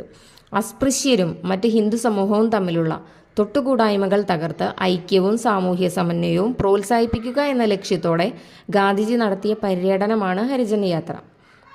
അസ്പൃശ്യരും മറ്റ് ഹിന്ദു സമൂഹവും തമ്മിലുള്ള തൊട്ടുകൂടായ്മകൾ തകർത്ത് ഐക്യവും സാമൂഹിക സമന്വയവും പ്രോത്സാഹിപ്പിക്കുക എന്ന ലക്ഷ്യത്തോടെ ഗാന്ധിജി നടത്തിയ പര്യടനമാണ് ഹരിജൻ യാത്ര. ഹരിജൻ യാത്ര നടത്തിയത് 1933 നവംബറിലാണ് ഹരിജൻ യാത്ര നടത്തിയത്. 1933 നവംബറിലാണ് ഹരിജൻ യാത്ര നടത്തിയത്. ഇനി ഗാന്ധിജി കേരളത്തിൽ സന്ദർശിച്ച വർഷങ്ങൾ ഏതൊക്കെയാണെന്നാണ്? 1920, 25, 27, 34, 37 അങ്ങനെ ഒന്ന് ഓർത്ത് വയ്ക്കുകയാണെങ്കിൽ 5 പ്രാവശ്യം ഗാന്ധിജി സന്ദർശിച്ചു. ഇല്ല 5 പ്രാവശ്യം തന്നെ, ഞാൻ പെട്ടെന്ന് തെറ്റിപ്പോയതാണ്. 5 പ്രാവശ്യം ഗാന്ധിജി കേരളത്തിൽ സന്ദർശിച്ചിട്ടുണ്ട്. ഫസ്റ്റ് 1920 പിന്നെ 25, 27, 34, 37 അതങ്ങനെ ആ വർഷങ്ങൾ ഓർത്ത് വയ്ക്കണം. 20, 25, 27, 34, 37. ഇനി 1920 ഓഗസ്റ്റ് 18-നായിരുന്നു ഫസ്റ്റ് സന്ദർശനം. ഖിലാഫത്ത് പ്രസ്ഥാനത്തിൻ്റെ പ്രചരണാർത്ഥം ആണ് അദ്ദേഹം 1920 ഓഗസ്റ്റ് 18-ന് ഖിലാഫത്ത് പ്രസ്ഥാനത്തിൻ്റെ പ്രചരണാർത്ഥമാണ് ഫസ്റ്റ് കേരളത്തിൽ വന്നത്. പിന്നെ രണ്ടാമത്തെ പ്രാവശ്യം വന്നത് 1925 മാർച്ച് 8-ന് വൈക്കം സത്യാഗ്രഹവുമായി ബന്ധപ്പെട്ട്. 1925 മാർച്ച് 8-ന് വൈക്കം സത്യാഗ്രഹവുമായി ബന്ധപ്പെട്ടാണ് പിന്നീട് കേരളത്തിൽ വന്നത്. മൂന്നാമത്തെ തവണ വന്നത് 1927 ഒക്ടോബർ 9-ന് തെക്കേ ഇന്ത്യൻ പര്യടനത്തിൻ്റെ ഭാഗമായിട്ട് വന്നതാണ്. 1927 ഒക്ടോബർ 9 ഒക്ടോബർ 9 തെക്കേ ഇന്ത്യൻ പര്യടനത്തിൻ്റെ ഭാഗമായി വന്നു. 1934 ജനുവരി 10 ഹരിജൻ ഫണ്ട് ശേഖരണത്തിനായിട്ട് 1934 ജനുവരി 10 വന്നത് എന്തിനാണ്? ഹരിജൻ ഫണ്ട് ശേഖരണത്തിനായിട്ട്. പിന്നെ 1937 ജനുവരി 12 ക്ഷേത്രപ്രവേശന വിളംബരത്തിൻ്റെ പശ്ചാത്തലത്തിൽ വന്നതാണ്. 1937 ജനുവരി 12. എല്ലാം ആ സംഭവവുമായി ബന്ധപ്പെട്ട ഡേറ്റുകളാണ് അല്ലേ. അപ്പോൾ അത് കഴിഞ്ഞിട്ടുള്ള വർഷങ്ങളിലാണ് അദ്ദേഹം എത്തിയിരിക്കുന്നത്. അപ്പം അങ്ങനെ ഒന്ന് കണക്ട് ചെയ്ത് കഴിഞ്ഞാൽ ഓരോന്നുമായിട്ട് ബന്ധപ്പെട്ടതിൻ്റെ ഒരു വർഷം കഴിഞ്ഞിട്ടാണ് എത്തിയിട്ടുള്ളത്. അപ്പോൾ അത് അങ്ങനെ കണക്ട് ചെയ്ത് കഴിഞ്ഞാൽ ഓർക്കാൻ എളുപ്പമായിരിക്കുള്ളൂ. ഹരിജൻ യാത്ര നടത്തിയതെന്നായിരുന്നു 1933 നവംബറിലാണ്. അപ്പോൾ 1934 ജനുവരി 10 ഹരിജൻ ഫണ്ട് ശേഖരണത്തിനായിട്ട് കേരളത്തിലെത്തി. ഇനി രണ്ടാം കേരള സന്ദർശനം എന്തിനായിരുന്നു? വൈക്കം സത്യാഗ്രഹവുമായി ബന്ധപ്പെട്ടായിരുന്നു. 1925 മാർച്ച് 8 രണ്ടാം കേരള സന്ദർശനം. അപ്പോൾ ഗാന്ധിജി സന്ദർശിച്ച സ്ഥലങ്ങൾ ഏതൊക്കെയായിരുന്നു? ആലുവ, വർക്കല, ശിവഗിരി, തിരുവനന്തപുരം. ഇനി ഗാന്ധിജി ശ്രീനാരായണ ഗുരുവിനെ സന്ദർശിച്ചതും 1925 കാരണം രണ്ടാം കേരള സന്ദർശനത്തിലാണ് ശ്രീനാരായണ ഗുരുവിനെ സന്ദർശിച്ചത് 1925. ഒരു തീർത്ഥാടനം എന്ന് ഗാന്ധിജി വിശേഷിപ്പിച്ച യാത്ര അഞ്ചാം കേരള സന്ദർശനമായിരുന്നു. 1937 ജനുവരി 12 വന്ന അഞ്ചാം കേരള സന്ദർശനം, അത് ക്ഷേത്രപ്രവേശന വിളംബരത്തിൻ്റെ പശ്ചാത്തലത്തിലാണ് അദ്ദേഹം എത്തിയത്. അപ്പോൾ ആ അഞ്ചാം കേരള സന്ദർശനമാണ് ഒരു തീർത്ഥാടനം എന്ന് ഗാന്ധിജി വിശേഷിപ്പിച്ച യാത്ര. 1919 ഗാന്ധിജി ഒരു ജേണൽ ആരംഭിച്ചിട്ടുണ്ടായിരുന്നു, യങ് ഇന്ത്യ. 1919 ഗാന്ധിജി ആരംഭിച്ച ജേണലാണ് യങ് ഇന്ത്യ. ഇനി 1927 ഡോക്ടർ BR അംബേദ്കർ ആരംഭിച്ച സംഘടനയാണ് സമാജ് സമതാ സംഘ്. അപ്പോൾ ഗാന്ധിജിയുടെ മൂന്നാം സന്ദർശനം 1927 ഒക്ടോബർ 9. അത് തെക്കേ ഇന്ത്യൻ പര്യടനവുമായി ബന്ധപ്പെട്ടിട്ടായിരുന്നു. അപ്പോൾ 1927 തന്നെയാണ് ഡോക്ടർ BR അംബേദ്കർ സമാജ് സമതാ സംഘ് എന്ന സംഘടന ആരംഭിച്ചത്. ജാതി വ്യവസ്ഥയ്ക്കെതിരെ നിന്നുകൊണ്ട് സാമൂഹിക സമത്വത്തിന് വേണ്ടി നിലവിൽ വന്ന ഒരു സംഘടനയായിരുന്നു ഈ സമാജ് സംഘ് എന്ന് പറയുന്നത്. സമത എന്ന് പറയുമ്പോൾ തന്നെ അറിയാം ഇക്വാലിറ്റി. അപ്പോൾ സമാജത്തിലെ, അതായത് നമ്മുടെ സൊസൈറ്റിയിലെ ഇക്വാലിറ്റിക്ക് വേണ്ടി നിലവിൽ വന്നത്, ജാതി വ്യവസ്ഥയ്ക്കെതിരെ നിന്നുകൊണ്ട് സാമൂഹിക സമത്വത്തിന് വേണ്ടി നിലവിൽ വന്ന സംഘടനയാണ് സമാജ് സംഘ്. അത് 1927 ഡോക്ടർ BR അംബേദ്കർ ആരംഭിച്ച സംഘടനയാണ്. ആരും അവർണരായി ജനിക്കുന്നില്ല, എല്ലാവരും ഒരേ അഗ്നിയുടെ നാളങ്ങളാണ്, ജന്മം കൊണ്ട് ചിലരെ അവർണരായി കണക്കാക്കുന്നത് തെറ്റാണ് എന്ന് പറഞ്ഞത് ആരാണ്? ഗാന്ധിജിയാണ്. ആരും അവർണരായി ജനിക്കുന്നില്ല, എല്ലാവരും ഒരേ അഗ്നിയുടെ നാളങ്ങളാണ്, ജന്മം കൊണ്ട് ചിലരെ അവർണരായി കണക്കാക്കുന്നത് തെറ്റാണ് എന്ന് പറഞ്ഞത് ഗാന്ധിജിയാണ്. എൻ്റെ അഭിപ്രായത്തിൽ ഇന്ന് നാം ആചരിക്കുന്ന അയിത്തം ഹിന്ദുമതത്തിൻ്റെ അവിഭാജ്യ ഘടകമല്ല എന്ന് പറഞ്ഞതും ഗാന്ധിജിയാണ്. എൻ്റെ അഭിപ്രായത്തിൽ ഇന്ന് നാം ആചരിക്കുന്ന അയിത്തം ഹിന്ദുമതത്തിൻ്റെ അവിഭാജ്യ ഘടകമല്ല എന്ന് പറഞ്ഞതാരാണ്? ഗാന്ധിജിയാണ്. തികഞ്ഞ അജ്ഞതയും ക്രൂരതയുമാണ് ഇതിന് പിന്നിലുള്ളത്. ഹിന്ദുമതത്തിൽ മുഴച്ചു നിൽക്കുന്ന ഒന്നായാണ് ഇതിനെ ഞാൻ കാണുന്നത്. ഹിന്ദുമതത്തെ സംരക്ഷിക്കുന്നില്ല, മറിച്ച് ശ്വാസം മുട്ടിച്ചു കൊല്ലുകയാണെന്ന് പറഞ്ഞതും ഗാന്ധിജി തന്നെയാണ്. പിന്നെ പത്രപ്രവർത്തനത്തിൻ്റെ ഒരേ ഒരു ലക്ഷ്യം സേവനമാകണം എന്ന് പറഞ്ഞതും ഗാന്ധിജിയാണ്. പത്രപ്രവർത്തനത്തിൻ്റെ ഒരേ ഒരു ലക്ഷ്യം എന്താണ്? സേവനമാകണം എന്ന് പറഞ്ഞത് ഗാന്ധിജിയാണ്. തികഞ്ഞ അജ്ഞതയും ക്രൂരതയുമാണ് ഇതിൻ്റെ പിന്നിലുള്ളത്. ഹിന്ദുമതത്തിൽ മുഴച്ചു നിൽക്കുന്ന ഒന്നായാണ് ഇതിനെ ഞാൻ കാണുന്നത്. ഇത് മതത്തെ സംരക്ഷിക്കുന്നില്ല, മറിച്ച് ശ്വാസം മുട്ടിച്ച് കൊല്ലുകയാണെന്ന് പറഞ്ഞതും ഗാന്ധിജിയാണ്. അപ്പോൾ ഈ അയിത്തത്തെ പറ്റി 3 കാര്യങ്ങൾ അദ്ദേഹം പറഞ്ഞിട്ടുണ്ട്. അദ്ദേഹത്തിൻ്റെ അഭിപ്രായത്തിൽ ആരും അവർണരായി ജനിക്കുന്നില്ല, എല്ലാവരും ഒരേ അഗ്നിയുടെ നാളങ്ങളാണ്, ജന്മം കൊണ്ട് ചിലരെ അവർണരായി കണക്കാക്കുന്നത് തെറ്റാണ് എന്ന് ഗാന്ധിജി പറഞ്ഞു. എൻ്റെ അഭിപ്രായത്തിൽ ഇന്ന് നാം ആചരിക്കുന്ന അയിത്തം ഹിന്ദുമതത്തിൻ്റെ അവിഭാജ്യ ഘടകമല്ല എന്ന് പറഞ്ഞതും ഗാന്ധിജിയാണ്. തികഞ്ഞ അജ്ഞതയും ക്രൂരതയുമാണ് ഇതിൻ്റെ പിന്നിലുള്ളത്. ഹിന്ദുമതത്തിൽ മുഴച്ചു നിൽക്കുന്ന ഒന്നായാണ് ഇതിനെ ഞാൻ കാണുന്നത്. ഇത് മതത്തെ സംരക്ഷിക്കുന്നില്ല, മറിച്ച് ശ്വാസം മുട്ടിച്ച് കൊല്ലുകയാണെന്ന് പറഞ്ഞതും ഗാന്ധിജിയാണ്. പിന്നെ പത്രപ്രവർത്തനത്തിൻ്റെ ഒരു ലക്ഷ്യം സേവനമാണെന്ന് പറഞ്ഞതും ഗാന്ധിജി തന്നെയാണ്. അടുത്ത ചോദ്യം, അക്ബറിൻ്റെ ഭരണകാലത്ത് നിർമ്മിക്കാത്ത കോട്ട ഏതാണെന്നാണ് കേട്ടോ ചോദിച്ചിരിക്കുന്നത്. ഇതിൽ 4 ഓപ്ഷൻസ്: പുരാണക്യൂല, ആഗ്ര കോട്ട, ലാഹോർ കോട്ട, അലഹാബാദ് കോട്ട. അതിൽ പുരാണക്യൂലയാണ് അക്ബറിൻ്റെ കാലത്ത് നിർമ്മിക്കാത്ത കോട്ട. അപ്പം നിർമ്മിച്ച കോട്ടകൾ നമുക്ക് ഓർത്തു വയ്ക്കാം: ആഗ്ര കോട്ട, ലാഹോർ കോട്ട, അലഹാബാദ് കോട്ട. അക്ബറിന്റെ ഭരണകാലത്ത് നിർമ്മിച്ച കോട്ടകൾ ഏതൊക്കെയാണ്? ആഗ്ര കോട്ട, അലഹാബാദ് കോട്ട, ലാഹോർ കോട്ട. ആഗ്ര, അലഹാബാദ്, ലാഹോർ കോട്ടകൾ. ഇതിൻ്റെ ഉറവിടം കൊടുത്തിരിക്കുന്ന Delhi tourism .gov.in, Indian culture .gov.in. അതിൽ നിന്ന് തന്നെയാണ് ഇപ്പോൾ വേറെയും ക്വസ്റ്റ്യൻ നമ്മൾ പറഞ്ഞിരുന്നു. പിന്നെ +2 NCERT ഹിസ്റ്ററി ചാപ്റ്റർ 8 അങ്ങനെ കൊടുത്തിട്ടുണ്ട്. അപ്പോൾ NCERT +2 ഇന്ത്യൻ കൾച്ചർ .gov.in. അപ്പോൾ നല്ലൊരു കുറേ ക്വസ്റ്റ്യൻസ് ഇപ്പോൾ ഇന്ന് ചോദിച്ചിട്ടുണ്ട്. അപ്പോൾ ആഗ്ര കോട്ട, അലഹാബാദ് കോട്ട, ലാഹോർ കോട്ട, ഇതാണ് അക്ബറിൻ്റെ ഭരണകാലത്ത് നിർമ്മിച്ച കോട്ടകൾ. അക്ബറുടെ ഭരണകാലത്തെ പ്രധാന നിർമ്മിതികൾ ഏതൊക്കെയാണെന്ന് വെച്ചിട്ടുണ്ടെങ്കിൽ ലാഹോർ കോട്ട, അലഹാബാദ് കോട്ട, ആഗ്ര കോട്ട, അത് 3 നമ്മൾ പറഞ്ഞു. അതുകൂടാതെ അലഹാബാദ് നഗരം, അലഹാബാദ് കോട്ട മാത്രമല്ല അലഹാബാദ് നഗരവും നിർമ്മിച്ചത് അക്ബറാണ്.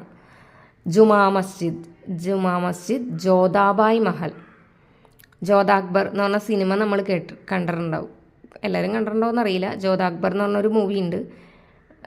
അപ്പോൾ അങ്ങനെ കണക്ട് ചെയ്യാം. ജോധാബായ് മഹൽ അക്ബറുടെ നിർമ്മിതിയാണ്. പിന്നെ ഷെയ്ഖ് സലീം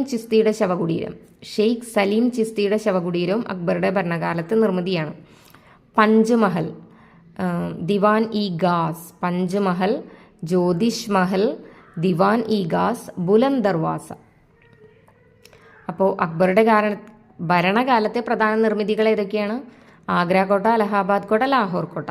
അലഹാബാദ് കോട്ട കൂടാതെ അലഹാബാദ് നഗരം, പിന്നെ ജുമാ മസ്ജിദ്,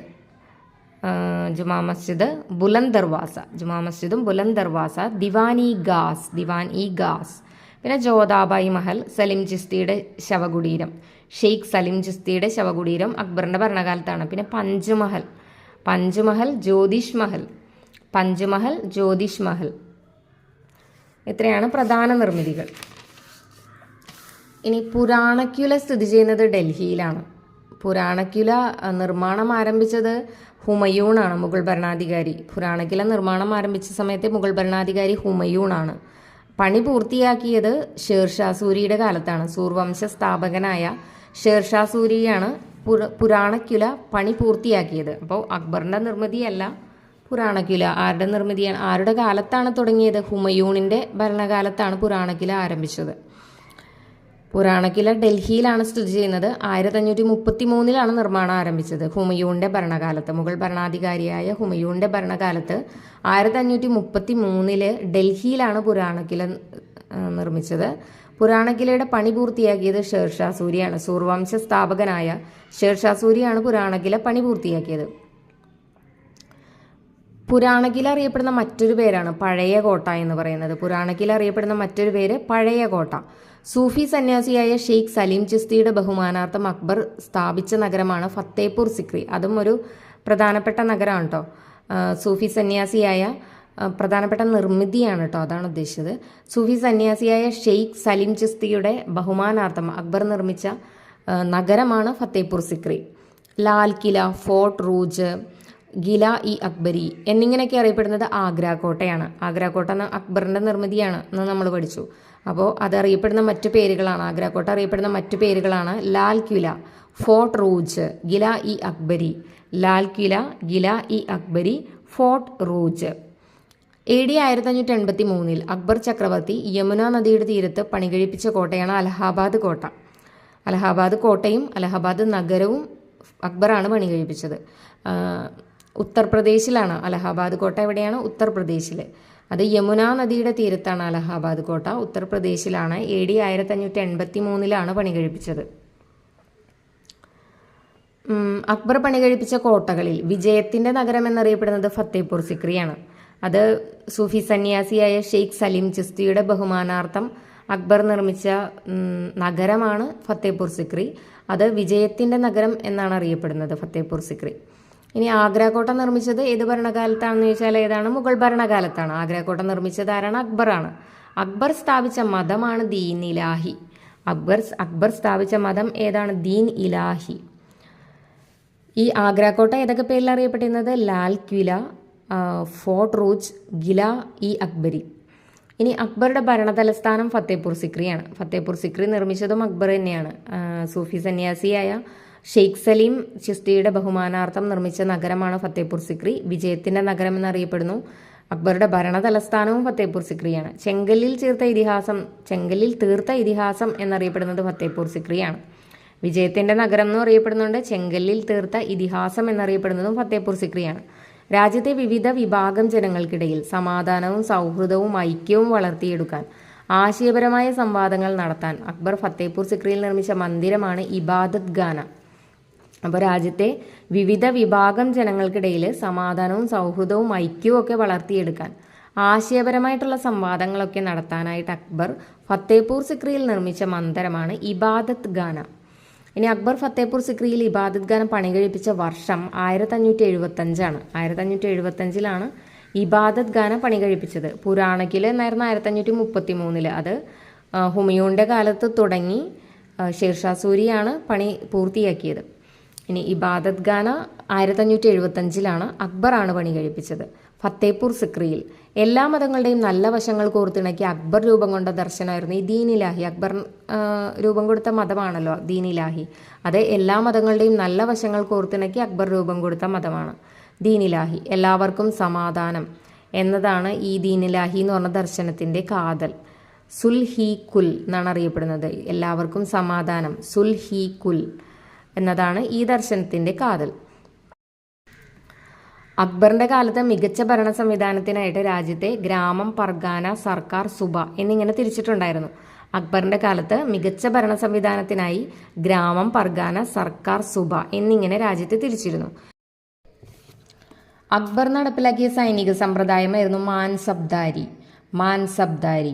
സൈനികർക്ക്, അതായത് മാൻസബ്ദാർമാർക്ക് ശമ്പളത്തിന് പകരമായിട്ട് ഭൂമി പതിച്ചു നൽകുന്ന സമ്പ്രദായം. ഭൂമിനെ ജാഗീർ എന്നാണ് അറിയപ്പെട്ടിരുന്നത്. ആ സമ്പ്രദായമായിരുന്നു ജാഗീർദാരി. അപ്പോൾ സൈനികർക്ക്, അതായത് മാൻസബ്ദാർമാർക്ക് ശമ്പളത്തിന് പകരമായിട്ട് ഭൂമി അല്ലെങ്കിൽ ജാഗീർ പതിച്ചു നൽകുന്ന സമ്പ്രദായമായിരുന്നു ജാഗീർദാരി സമ്പ്രദായം ഏർപ്പെടുത്തിയ ഭരണാധികാരി ആരാണെന്ന് ചോദിച്ചപ്പോൾ അക്ബറാണ്. അക്ബർ നിർത്തലാക്കിയ മതനികുതിയായിരുന്നു ജസിയ. അക്ബർ സ്ഥാപിച്ച മതമായിരുന്നു ദീനിലാഹി. അത് എല്ലാ മതങ്ങളുടെയും നല്ല വശങ്ങൾ കോർത്തിണക്കി അക്ബർ രൂപം കൊടുത്ത ദർശനമായിരുന്നു ദീനിലാഹി. എല്ലാവർക്കും സമാധാനം, അതായത് സുൽ ഹി കുൽ എന്നതാണ് ഈ ദർശനത്തിന്റെ കാതൽ. അടുത്ത ക്വസ്റ്റ്യൻ, വയനാട്ടിലെ കാടുകളിൽ 1812 കൊളോണിയൽ ആദിവാസി വിരുദ്ധ കലാപത്തിന് നേതൃത്വം നൽകിയത് ആരാണെന്ന്? രാമൻ നമ്പി. വയനാട്ടിലെ കാടുകളിൽ 1812 കൊളോണിയൽ ആദിവാസി വിരുദ്ധ കലാപത്തിന് നേതൃത്വം നൽകിയത് രാമൻ നമ്പി. അതായത് കുറിച്യ കലാപം നമ്മൾ പഠിച്ചിട്ടുണ്ട്, കുറിച്യൽ കലാപം. ഇതിൽ കൊളോണിയൽ ആദിവാസി വിരുദ്ധ കലാപം എന്ന് പറയുമ്പോൾ നമുക്കൊരു കൺഫ്യൂഷൻ വരുമല്ലോ, അതായിരിക്കും. അങ്ങനെ ചോദിക്കുകയാണെങ്കിലും അപ്പോൾ രാമൻ നമ്പി തന്നെയാണ് ഉത്തരം. കുറിച്യ കലാപം നടന്ന വർഷം എന്നാണ് 1812. ഈ ചോദ്യത്തിൻ്റെ ഉറവിടം SCERT ആണ് കേട്ടോ. SCERT social science 10th social സയൻസിൻ്റെ ചാപ്റ്റർ 4 കുറിച്യ കലാപം നടന്ന വർഷം 1812. കുറിച്യ കലാപത്തിന്റെ പ്രധാന കാരണങ്ങൾ എന്തൊക്കെയാണ്? ബ്രിട്ടീഷുകാർ അമിത നികുതി ചുമത്തിയത്, പിന്നെ നികുതി പണമായിട്ട് തന്നെ അടയ്ക്കണം എന്ന് നിർബന്ധിച്ചത്, നികുതി അടയ്ക്കാൻ കഴിയാത്തവരുടെ കൃഷിഭൂമി ബ്രിട്ടീഷുകാർ പിടിച്ചെടുത്തത്. അപ്പോൾ കുറിച്യ കലാപത്തിന്റെ പ്രധാന കാരണങ്ങളാണ് ബ്രിട്ടീഷുകാർ അമിത നികുതി ചുമത്തി, നികുതി പണമായിട്ട് തന്നെ അടയ്ക്കാൻ നിർബന്ധിച്ചു, നികുതി അടയ്ക്കാൻ കഴിയാത്തവരുടെ കൃഷിഭൂമി ബ്രിട്ടീഷുകാർ പിടിച്ചെടുത്തു. കുറിച്യ കലാപത്തിൽ കുറിച്യരെ കൂടാതെ പങ്കെടുത്ത ഗോത്ര വിഭാഗമായിരുന്നു കുറുമ്പർ. ബ്രിട്ടീഷുകാർ അനുമതി നിഷേധിച്ച വയനാട്ടിലെ ഗോത്ര ജനത നടത്തിയിരുന്ന പരമ്പരാഗത കൃഷിയായിരുന്നു വെട്ടിച്ചുട്ടു കൃഷി. ബ്രിട്ടീഷുകാർ അനുമതി നിഷേധിച്ച വയനാട്ടിലെ ഗോത്ര ജനത നടത്തിയിരുന്ന പരമ്പരാഗതമായ കൃഷിയായിരുന്നു വെട്ടിച്ചുട്ടു കൃഷി. ഇനി 1 മാസം കൂടി പിടിച്ചു നിൽക്കാൻ കലാപകാരികൾക്ക് കഴിയുമായിരുന്നെങ്കിൽ രാജ്യം അവരുടെ നിയന്ത്രണത്തിലായേനെ എന്ന് കുറിച്യ കലാപത്തെക്കുറിച്ച് അഭിപ്രായപ്പെട്ടത് ആരാണ്? TH ബേബർ ആണ്. 1 മാസം കൂടി പിടിച്ചു നിൽക്കാൻ കലാപകാരികൾക്ക് കഴിയുമായിരുന്നെങ്കിൽ രാജ്യം അവരുടെ നിയന്ത്രണത്തിലായേനെ എന്ന് കുറിച്യ കലാപത്തെക്കുറിച്ച് അഭിപ്രായപ്പെട്ടത് TH ബേബറാണ്. കുറിച്യ കലാപ സമയത്തെ തലശ്ശേരി സബ് കളക്ടറായിരുന്നു TH ബേബർ. TH ബേബറാണ് 1 മാസം കൂടി പിടിച്ചു നിൽക്കാൻ കലാപകാരികൾക്ക് കഴിയുമായിരുന്നെങ്കിൽ രാജ്യം അവരുടെ നിയന്ത്രണത്തിലായെന്ന് കുറിച്യ കലാപത്തെക്കുറിച്ച് അഭിപ്രായപ്പെട്ടത്. ആ സമയത്ത് തലശ്ശേരി സബ് കളക്ടറായിരുന്നു. ഇനി ബ്രിട്ടീഷ് സൈന്യം രാമനമ്പിയെ വധിച്ചത് 1812 മെയ് 1 ബ്രിട്ടീഷ് സൈന്യം രാമൻ നമ്പിയെ വധിച്ചത് 1812 മെയ് 1. കുറിച്യർ, കുറുമ്പർ എന്നീ ആദിവാസി ഗോത്രവിഭാഗങ്ങൾ ബ്രിട്ടീഷുകാർക്കെതിരായ കലാപത്തിൽ പങ്കെടുത്തു. ദക്ഷിണ വയനാട്ടിൽ കുറുമ്പരുടെ ആർമിക്ക് നേതൃത്വം നൽകിയത് രാമൻ നമ്പിയായിരുന്നു. കുറിച്യർ അധിവസിച്ചിരുന്ന കേരളത്തിലെ പ്രദേശങ്ങളായിരുന്നു കണ്ണൂര്, വയനാട്. കുറുമ്പർ അധിവസിച്ചിരുന്നത് പാലക്കാട് ജില്ലയിലെ അട്ടപ്പാടി മേഖലയിലാണ്. അപ്പോൾ കുറിച്യർ അധിവസിച്ചിരുന്ന കേരളത്തിലെ പ്രദേശങ്ങളായിരുന്നു കണ്ണൂർ, വയനാട്. കുറുമ്പർ അധിവസിച്ചിരുന്നത് പാലക്കാട് ജില്ലയിലെ അട്ടപ്പാടി മേഖലയിലായിരുന്നു. ഇനി കുറിച്യ കലാപത്തിൻ്റെ മുദ്രാവാക്യം വട്ടത്തൊപ്പിക്കാരെ നാട്ടിൽ നിന്നും പുറത്താക്കുക എന്നതായിരുന്നു. വട്ടത്തൊപ്പിക്കാരെ നാട്ടിൽ നിന്നും പുറത്താക്കുക എന്നതായിരുന്നു കുറിച്യ കലാപത്തിൻ്റെ മുദ്രാവാക്യം. ഗോത്ര ജനതയ്ക്ക് മേൽ നികുതി ഏർപ്പെടുത്തിയ ബ്രിട്ടീഷ് ഉദ്യോഗസ്ഥനായിരുന്നു തോമസ് വാർഡൻ. അപ്പോൾ തോമസ് വാർഡനാണ് ഈ ഗോത്ര ജനതയ്ക്ക് മേൽ നികുതി ഏർപ്പെടുത്തിയ ബ്രിട്ടീഷ് ഉദ്യോഗസ്ഥൻ. ബ്രിട്ടീഷുകാർ കുറിച്യലഹള അടിച്ചമർത്തിയത് 1812 മെയ് 8-നാണ്. 1812 മെയ് 1 രാമൻ നമ്പിയെ തൂക്കിലേറ്റി. 1812 മെയ് 8 കുറിച്യലഹള അടിച്ചമർത്തി.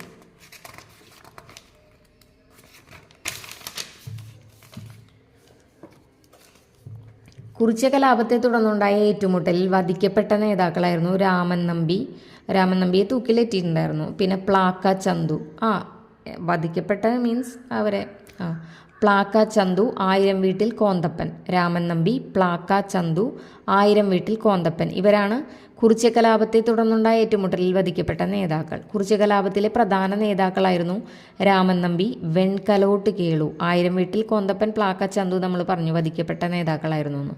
പിന്നെ യാമു, മാമ്പിൽ അതോടൻ ഗോത്രവർഗ്ഗക്കാരായിരുന്നു. അപ്പം അങ്ങനത്തെ പേരുകളാണ്. വെൺകലോട്ട് കേളു, യാമു, മാമ്പിൽ അതോടൻ, 1000 വീട്ടിൽ കോന്തപ്പൻ, പ്ലാക്ക ചന്തു, രാമൻ നമ്പി.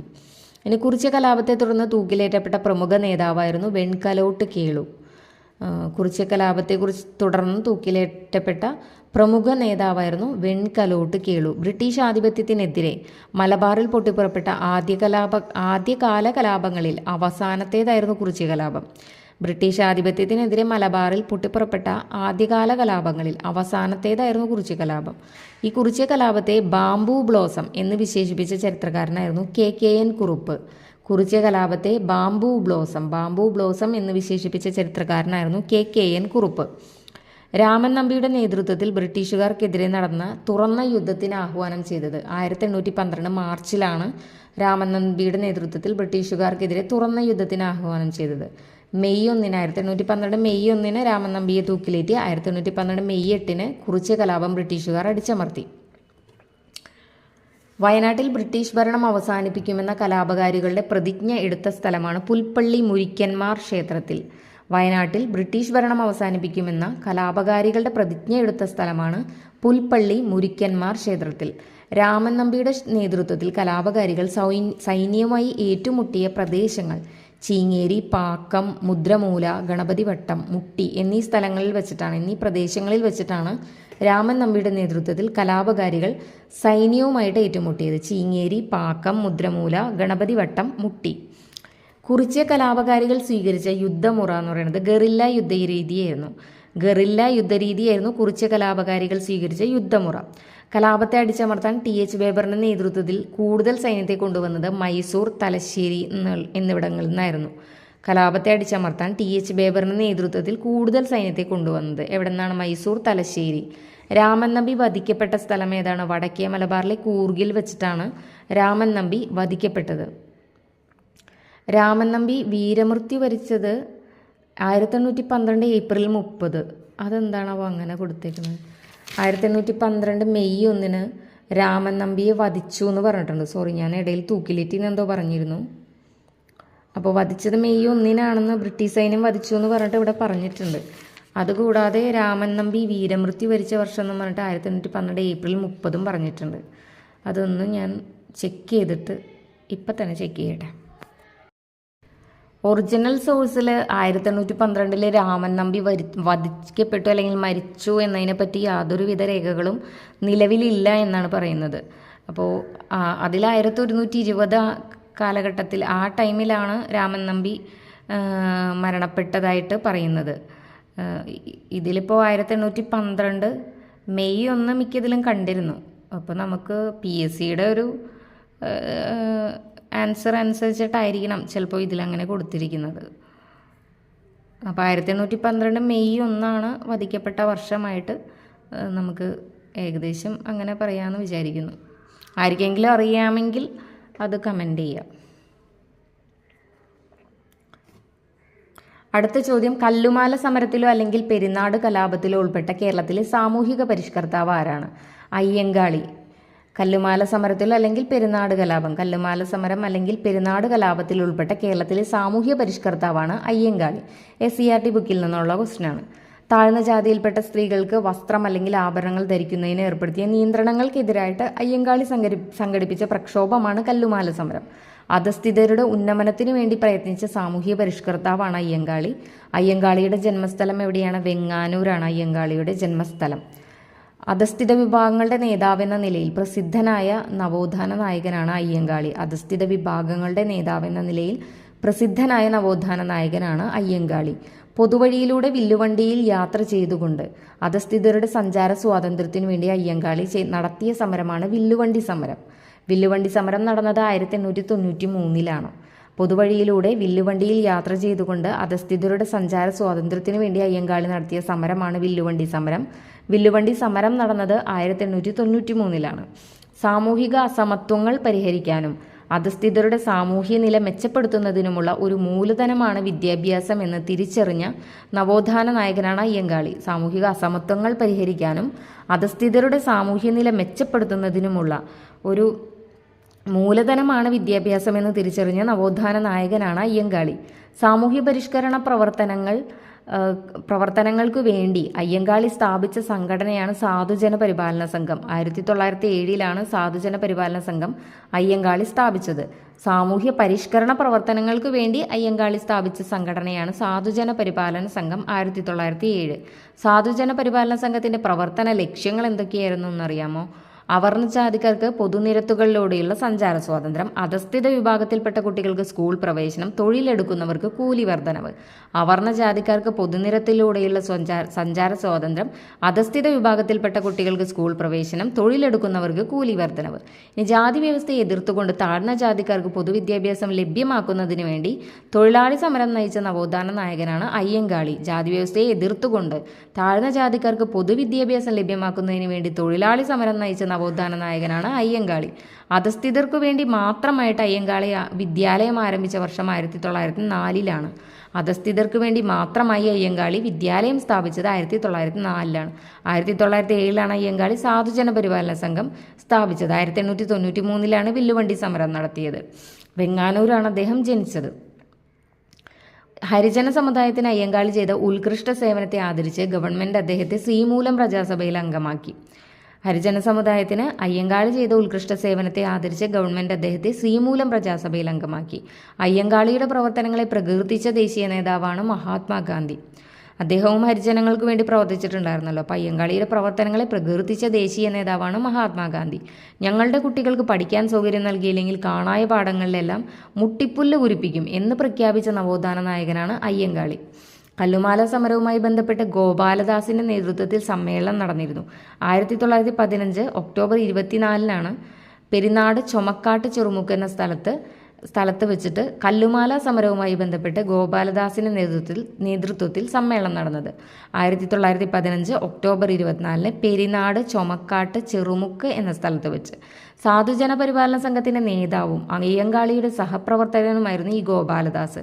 സാധുജന പരിപാലന സംഘത്തിന്റെ നേതാവും അയ്യങ്കാളിയുടെ സഹപ്രവർത്തകനുമായിരുന്നു ഗോപാലദാസ്. അദ്ദേഹമാണ് കല്ലുമാല സമരവുമായി ബന്ധപ്പെട്ട് 1915 ഒക്ടോബർ 24 ചൊമക്കാട്ട് ചെറുമുക്ക്, പെരിനാടുള്ള ചൊമക്കാട്ട് ചെറുമുക്ക് എന്ന സ്ഥലത്ത് വെച്ച് സമ്മേളനം നടത്തിയത്. അയ്യങ്കാളിയുടെ നേതൃത്വത്തിൽ ആയിരക്കണക്കിന് സ്ത്രീകൾ കല്ലുമാല പൊട്ടിച്ചു കളയുകയും മേൽവസ്ത്രം ധരിക്കുന്നതിനുള്ള സ്വാതന്ത്ര്യ പ്രഖ്യാപനം നടത്തുകയും ചെയ്തത് 1915 ഡിസംബർ 19 കൊല്ലം പീരങ്കി മൈതാനിയിൽ വെച്ചിട്ടാണ്. 1915 ഡിസംബർ 19 കൊല്ലം പീരങ്കി മൈതാനിയിൽ വെച്ചിട്ട് അയ്യങ്കാളിയുടെ നേതൃത്വത്തിൽ ആയിരക്കണക്കിന് സ്ത്രീകൾ കല്ലുമാല പൊട്ടിച്ചു കളയുകയും മേൽവസ്ത്രം ധരിക്കുന്നതിനുള്ള സ്വാതന്ത്ര്യ പ്രഖ്യാപനം നടത്തുകയും ചെയ്തിരുന്നു. 1915 ഡിസംബർ 19 കൊല്ലം പീരങ്കി മൈതാനിയിൽ വെച്ചിട്ട്.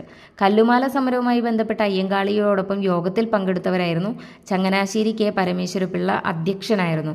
പിന്നെ വെള്ളിക്കര ചോതി, കുറുമ്പൻ ദൈവത്താൻ, പെരിനാട് വിപ്ലവകാരിയായ ഗോപാലദാസ് അയ്യങ്കാളിയുടെ സഹപ്രവർത്തകനായിരുന്നു. വെള്ളിക്കര ചോതി, കുറുമ്പൻ ദൈവത്താൻ, പിന്നെ അധ്യക്ഷനായിട്ട് ചങ്ങനാശ്ശേരി കെ പരമേശ്വരപിള്ള. പെരുന്നാട്ടു ലഹള എന്നറിയപ്പെടുന്ന കല്ലുമാല സമരം നടന്നത് ഏതു വർഷമാണ്? 1915 പെരിനാട് എന്ന സ്ഥലത്താണ് നടന്നത്. 1915